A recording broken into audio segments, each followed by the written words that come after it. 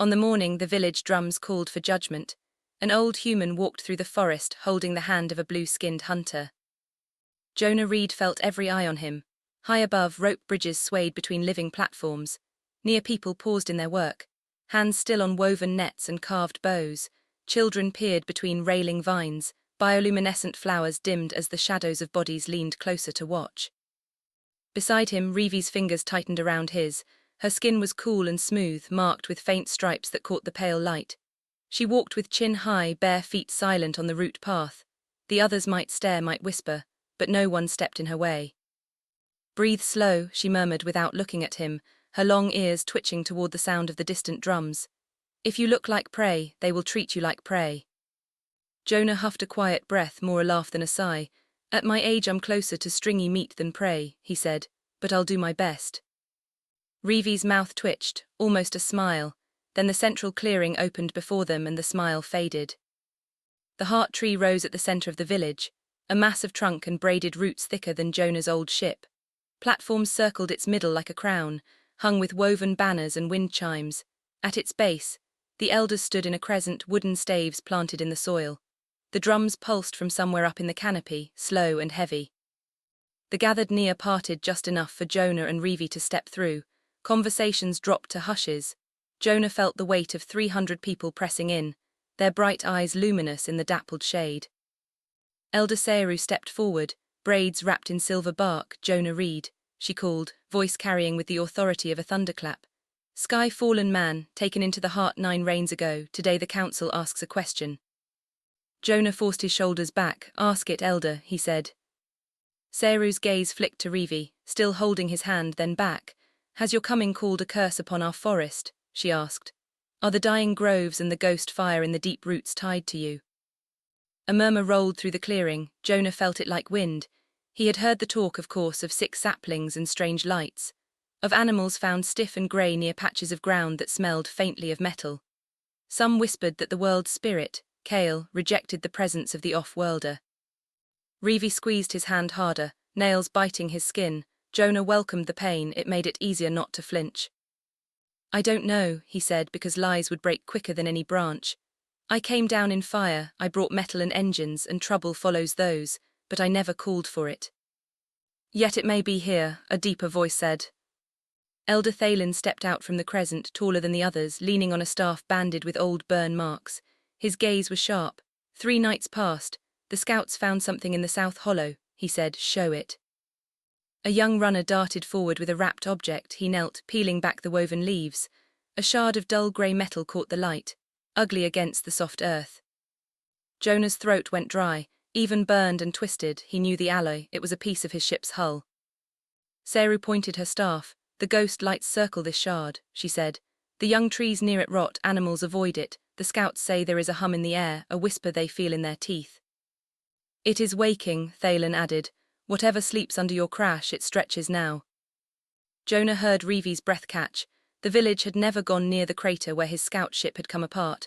At Jonah's insistence, they had covered the wreck with soil and vines, leaving it as a scar and a warning. If something there was still alive, still calling. He forced his voice steady.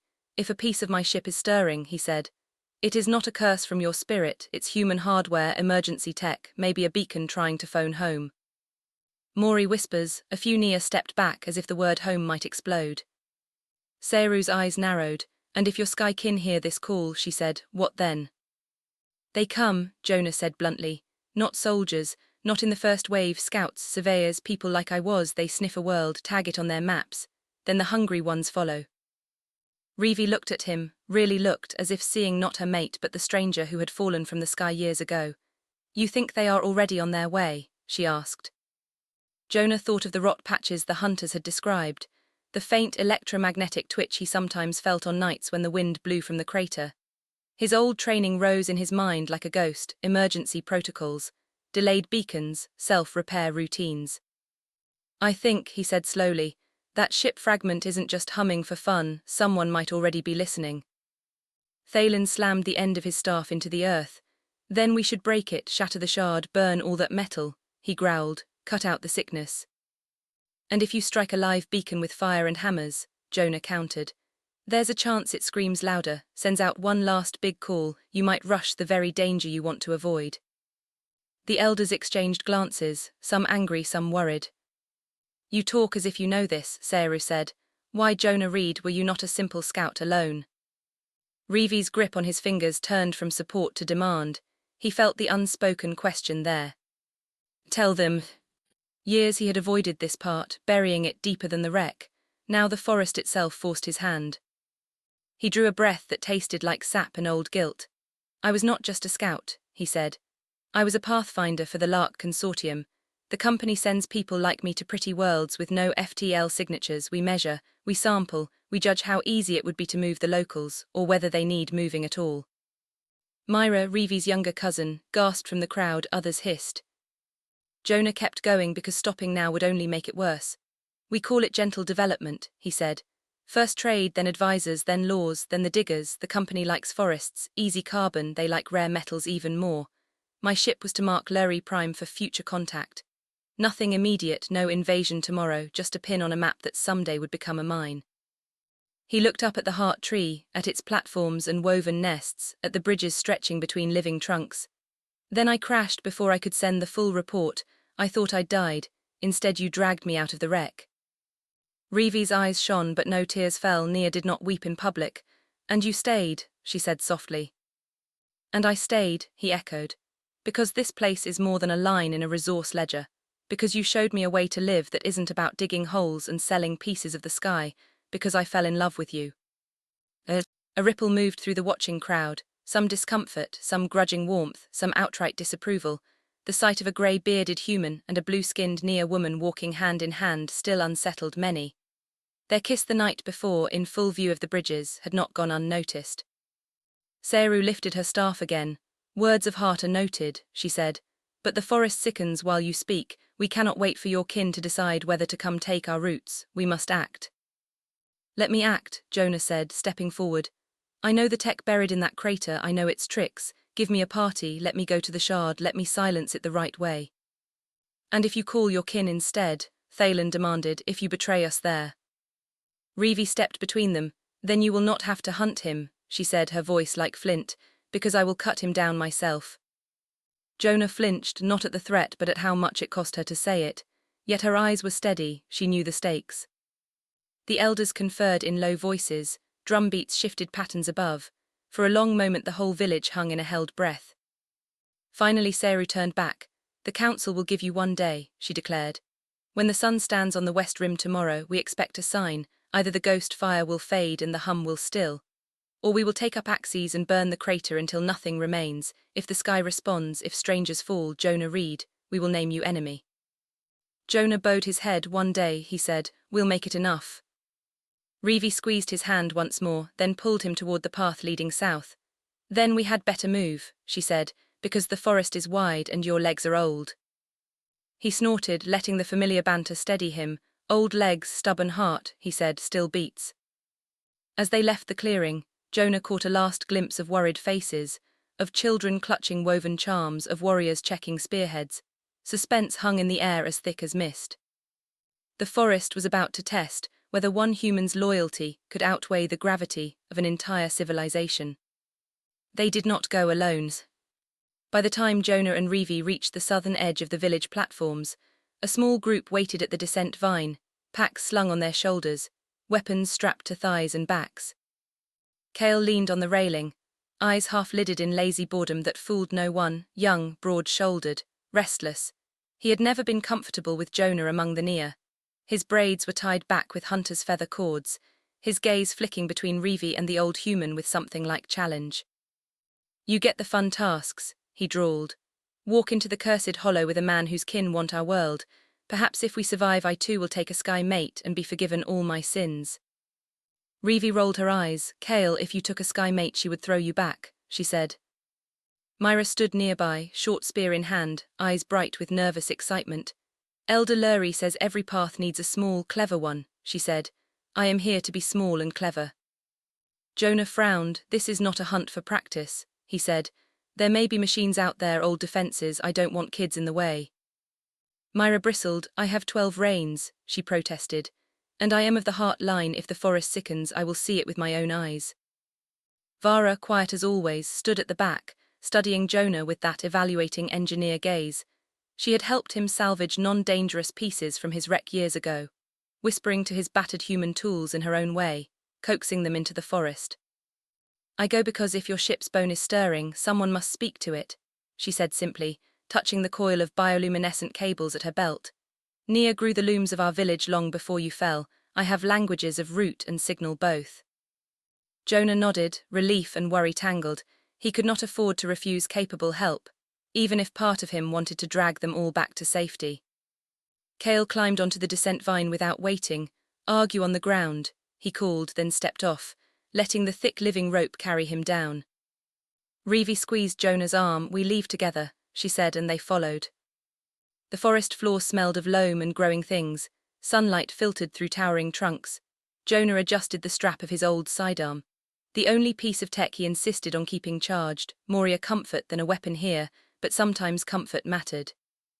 They moved south, Raevi leading, Jonah close behind, Kale ranging ahead with hunter's ease, Myra and Vara walking in the middle. The sounds of the village faded, replaced by birdsong, chittering tree gliders, the distant rush of one of the great rivers. For a while the forest seemed normal, shafts of gold light painting the ground, clusters of luminous fungi clinging to shaded bark. Jonah almost let himself believe that the ghost rot was exaggerated, that maybe this was a false alarm. Then they crossed an invisible line and the world changed.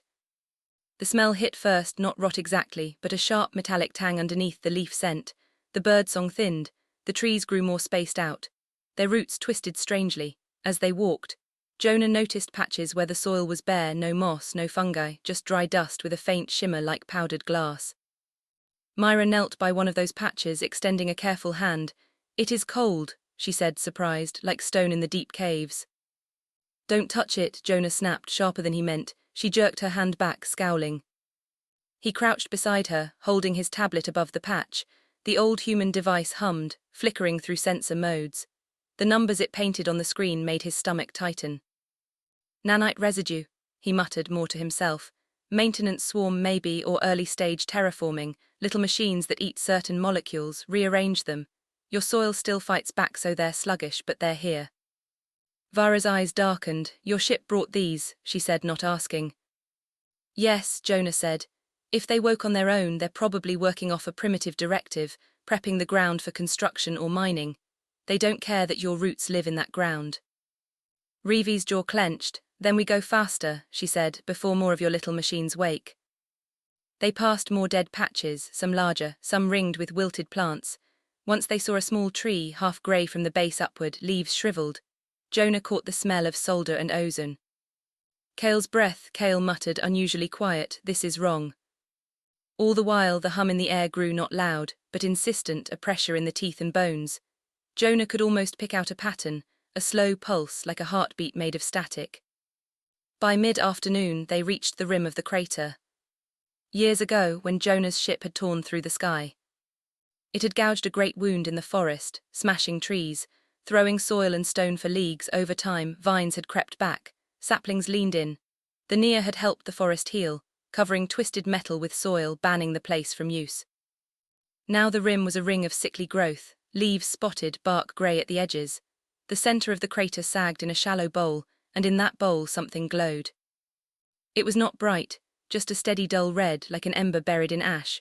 A shard of hull metal jutted from the soil, half melted. Its surface throbbed with that same slow pulse Jonah felt in his bones. That's not possible, he whispered. Kale snorted. Your metal says otherwise, he said, but his attempt at sarcasm fell flat. Jonah slid down the slope, Raevi at his side. Careful, she said, the ground smells wrong. Because it is wrong, Jonah replied. This beacon should have fried in the crash. I saw the core breach. The impact killed power to the emergency systems. Vara knelt at the base of the shard, eyes half-lidded. Listen, she murmured. They fell silent. At first Jonah heard nothing but his own breath, the faint creak of scorched roots underfoot. Then beneath that, a whisper, not sound in the normal sense, more a vibration along the skin. A rhythm like faint tapping fingers. It calls, Vara said, to something far above. Jonah swallowed. Yeah, he said, and something answered. He pointed at thin lines etched in the metal, fresh against old burn human script, but not from his scout ship's emergency code. These were handshake marks, traces of a remote link. Somewhere out there, he said, a company relay woke up when this beacon pinged. It probably logged Luri Prime as signal reacquired, awaiting survey. That buys us some time. Long-range bureaucracy is slow. But when the next explorer ship swings nearby, they'll get pulled here like iron to a magnet. How long? Raevi asked. He shook his head. Could be months, could be years, no way to know. That's not the immediate problem. The little machines, Myra said quietly, glancing at the dead patches. Yeah, Jonah said. When the beacon woke, it must have sent a maintenance pulse into the ship wreckage. We buried most of it. But some of the nanite stores were probably intact. They're waking in clusters, testing the ground, prepping it for construction that will never come. Unless we stop them, they'll keep eating your soil in circles until the whole region is a sterile pad.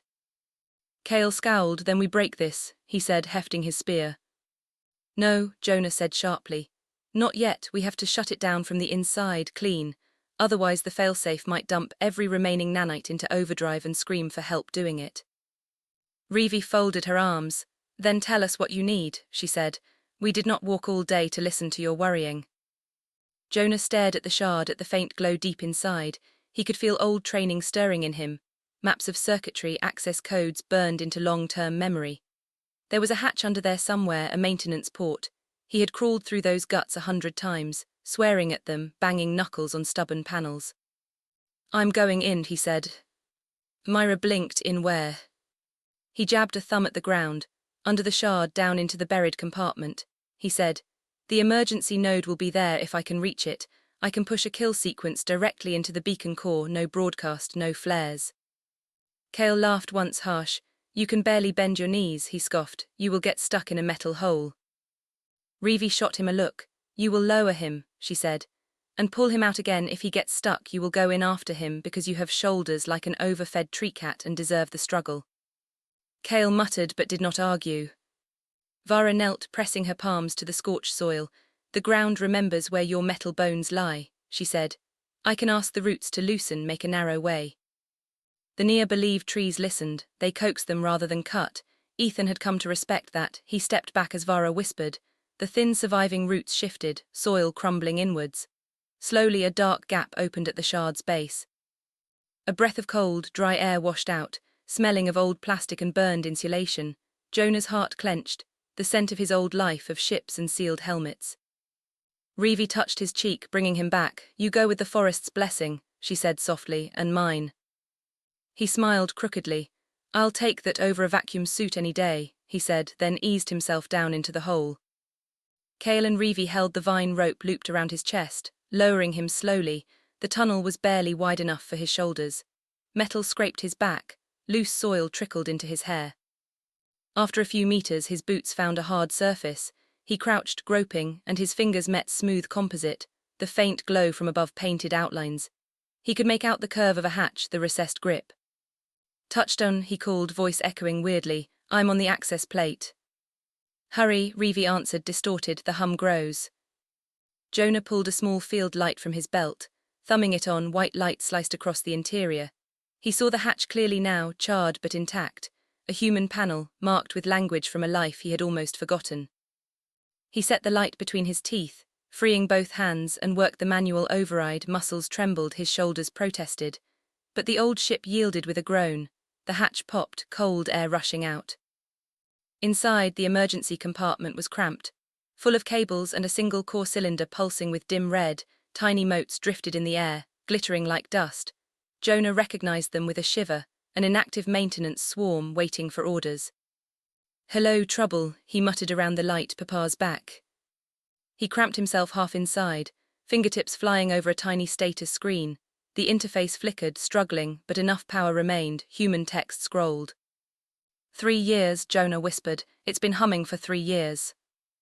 No wonder the forest had started to weaken. The swarm had been working that long, slow but relentless. He navigated to a deeper menu, fingers trembling. The kill sequence was buried under warnings, fail-safes, corporate disclaimers. If he sent it, the beacon would purge its own memory, and then burn out. Any link still listening would log it as catastrophic system failure, and mark the site as lost. Lark Consortium rarely wasted fuel chasing dead nodes. It would also send one final checksum ping. A tiny shout of confusion. He had to time it while the forest shielded it as much as possible. Vara, he called up the tunnel. I'm almost at the cut switch. I need you to be ready to damp the signal, twist the roots. Anything you can do, Raevi. When I say pull, you pull like Thalen himself is biting your ankles. A faint laugh filtered down, easing his tight chest. He took one steadying breath, then another. His fingers hovered over the final commands, familiar movements, yet now every tap felt like a choice between worlds. This beacon was the last thin line connecting him to human space, to any chance of seeing his people again. What might remain of them? He thought of Lark Consortium ships, gleaming in orbital docks, of commanders who saw green worlds as inventory, of colleagues who joked about locals and their quaint customs. He thought of the Naea village, of children learning to weave vines, of Raevi's hand in his, of the kiss they had stolen at dawn before the drums had begun. Jonah Reed, he told himself, you had a family once on Earth and they are dust now. You have a family here, they are not inventory. He hit the sequencer. For a heartbeat nothing changed, then the core flared bright, red surging to white, the hum in the air spiked. Pain stabbed through Jonah's skull, his teeth vibrated. Now, he shouted, Vara now. Above he felt rather than heard a shudder. Roots groaned, soil pressed in. Something in the loom responded, a low echo. As the beacon sent its last confused ping out into the sky, the forest wrapped it, twisting the signal, scattering it through layers of wet wood and tangled mineral. The core sizzled, tiny motes in the air sparked, blinking out. Jonah shielded his face as a small pop of plasma arced from a cable. His field light flickered. Then sudden silence. The hum cut off like a blade. Jonah's ears rang with its absence. Jonah, Raevi's voice came, sharp with worry, answer. He coughed, smoke biting his throat. Still here, he rasped. Beacon's dead, nanites too, I think. Pull me up before the tunnel decides to bury me for company. They hauled him out, arms straining. He emerged into dim, blessedly natural light, collapsing on the crater slope, grey dust puffing around him. Raevi dropped to her knees beside him, touching his face as if to be sure it was really there. You are heavier than you look, Kale said, breathing hard. Jonah laughed weakly, old bones dense with regret, he said, then sobered. Did you feel it, the hum stopping? Myra nodded, eyes wide. The air is quiet, she whispered, like after thunder. Vara stood with eyes half closed, fingers on the soil. The little machines went still, she said. Their whisper is gone, the dead patches will linger, but the forest can work on them now. Raevi exhaled, a long shaky sound. Then it is done, she said, leaning her forehead against Jonah. Kale, keep you, old fool, you did it. For a moment, Jonah allowed himself to believe that. He allowed himself to picture returning to the village to show the elders the quiet shard, to feel the shift in their glances from suspicion to something like acceptance. Then Kale stiffened, head snapping up. Listen, he said. At first Jonah heard only his own blood rushing, then voices, distant but growing, not near calls, but a thin, mechanical chirp getting louder. Vara's tattoos flared. No, she whispered, fear in her voice now for the first time. The ground speaks again, but from the air. Jonah pushed himself up on one elbow, squinting at the sky through the canopy gap.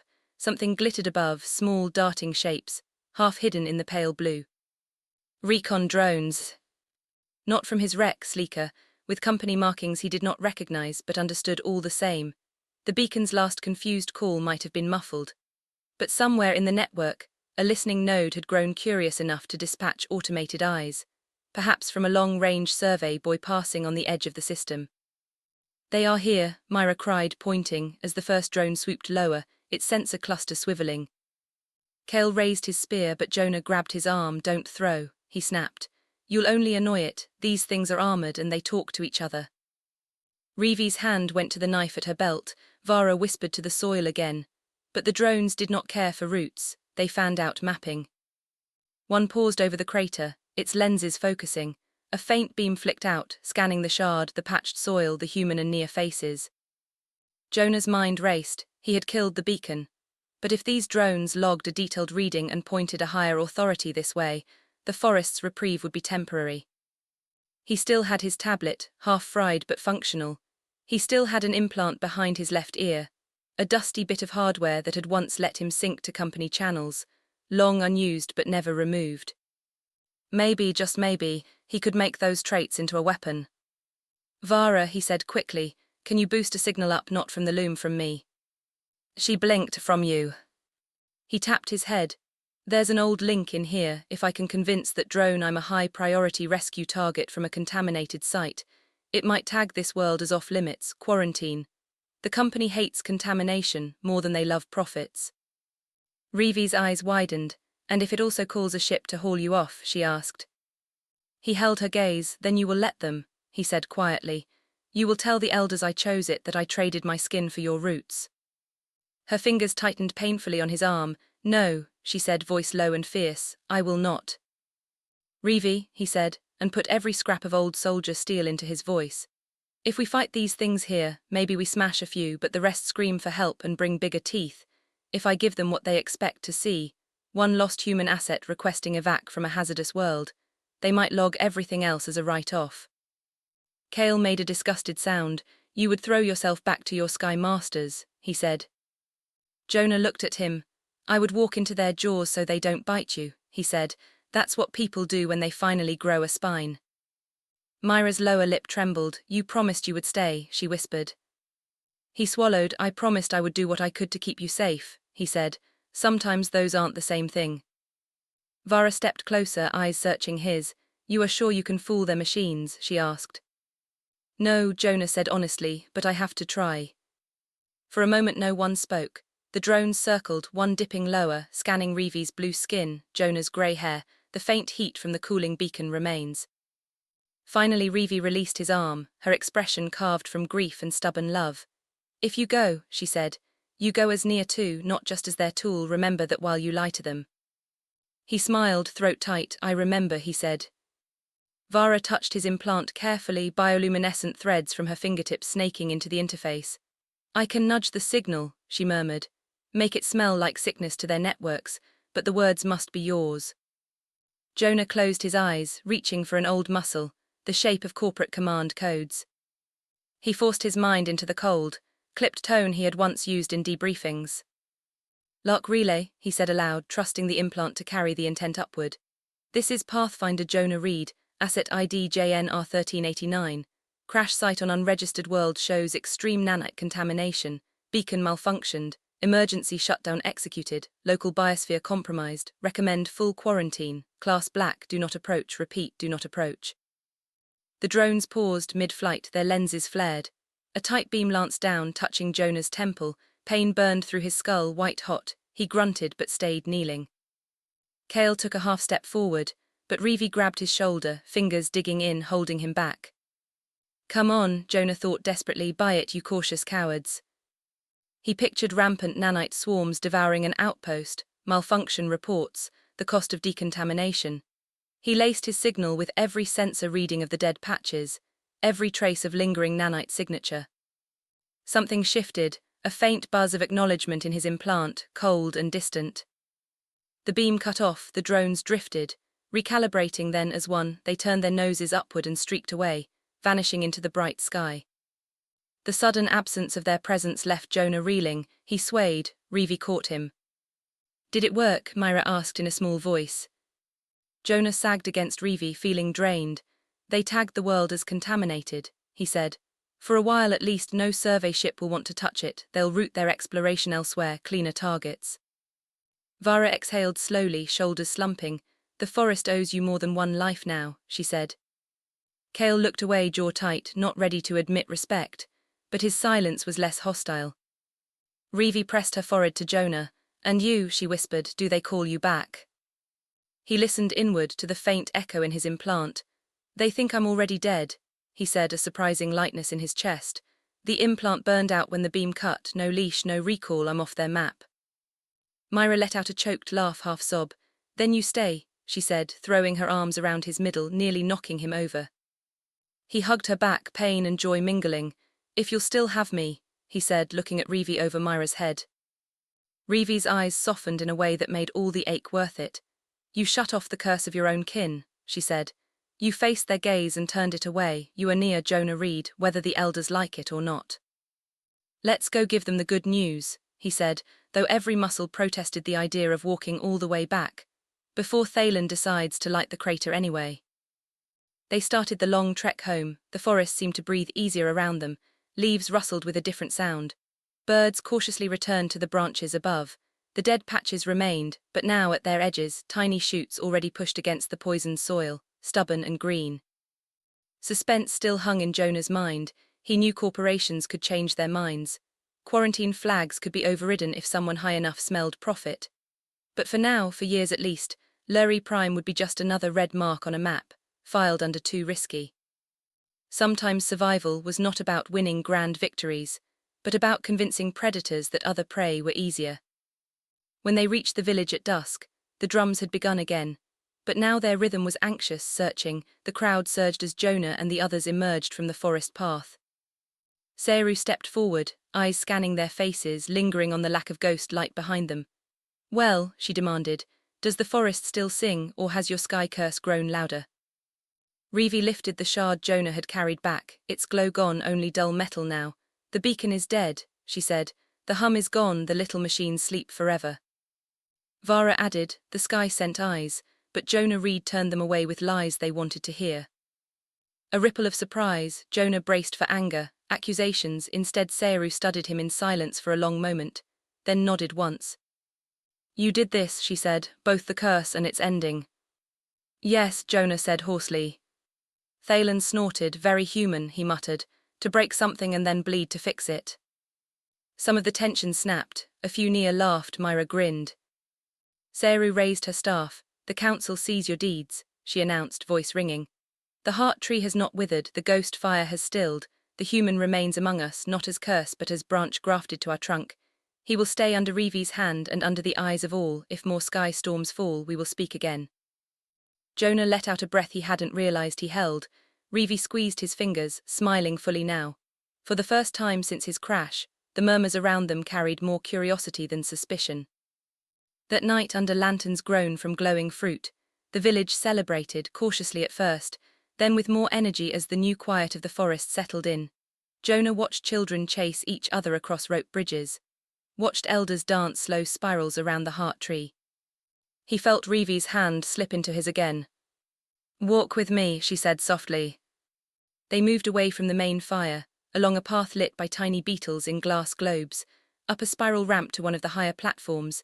The air was cooler there, full of night scents. Below, the village glowed like a nest of stars. Above, the real stars shone, distant and indifferent. Raevi stopped near the edge, turning to face him. "When you dropped from the sky, I thought you would die by morning," she said. "You were all blood and smoke, a broken thing. I took your hand anyway." "I remember," Jonah said, throat tight. "I thought you were a hallucination." "Now you walk into holes in the ground and lie to the sky for us," she said. "Old fool." He chuckled. "That part feels very real," he said. "My knees have written complaints." She stepped closer, close enough that he could see the faint specks of gold in her eyes. "The elders have given you leave to stay," she said. "I give you more if you want it." He blinked, heart stumbling. "Maury." She reached up, touching his beard with gentle fingers. "Stay not just as guest," she said. "Stay as mate, as root bound to mine. We have walked as such in truth for many moons. If the forest accepts you, I do also." Jonah's chest ached, not from strain now but from too much feeling in one place. "Raevi," he whispered. "You may say no," she added, a teasing glint in her gaze, "and go share jokes with Thalen instead." He laughed, a full, surprised sound. "Not if I want to live," he said. "Yes, by every star I grew up under, yes." Voices rose faintly from below as couples danced and argued and children squealed. The heart tree's leaves whispered in the breeze. The planet turned without caring about the human and the Naea woman standing on one of its branches. Raevi leaned in, and Jonah met her halfway, their lips touched, soft and sure. The kiss was not a desperate goodbye before a deadly plan, not a stolen moment in fear, but something steady, chosen. Somewhere below, someone whistled, others laughed. Naea did not hide affection. The sight of human and alien joined drew stares, but now many of them were warm. Kale yelled something rude about old bones and young hearts. Myra shushed him loudly. Vara just shook her head, smiling in the shadows. Jonah pulled back enough to rest his forehead against Raevi's, breathing her in, the smell of leaf and river and something uniquely her. "You know," he said softly, When I was young, I thought HFY meant humans forcing the galaxy to notice how big their ships were. Raevi snorted. You talk strange again, she said. He smiled. Now I think it means something else, he went on. Humans figuring out how to be better than they were, even if no one out there ever hears about it, even if all it means is one old fool choosing to protect someone else's forest instead of selling it. Raevi brushed her thumb along his cheek, wiping away a line of grime. Then be that kind of human, she said. And I will be that kind of Naea, and together we will annoy Thalen into his next life. He laughed. Deal, he said. Below them the village lights glowed like fireflies. Above, the human stars burned, somewhere far away. A corporate server quietly filed Luri Prime under restricted, hazardous, not cost-effective. The world itself, unaware of spreadsheets and profits, continued to grow. Roots dug deeper, branches reached higher, a human heart beat in time with a Naea one. And in that small corner of the galaxy the future bent, just a little, toward something gentler. Suspense would always linger, threats might someday return, but for tonight, in the tree-born village where an old man and a blue-skinned hunter kissed under the leaves, hope was louder.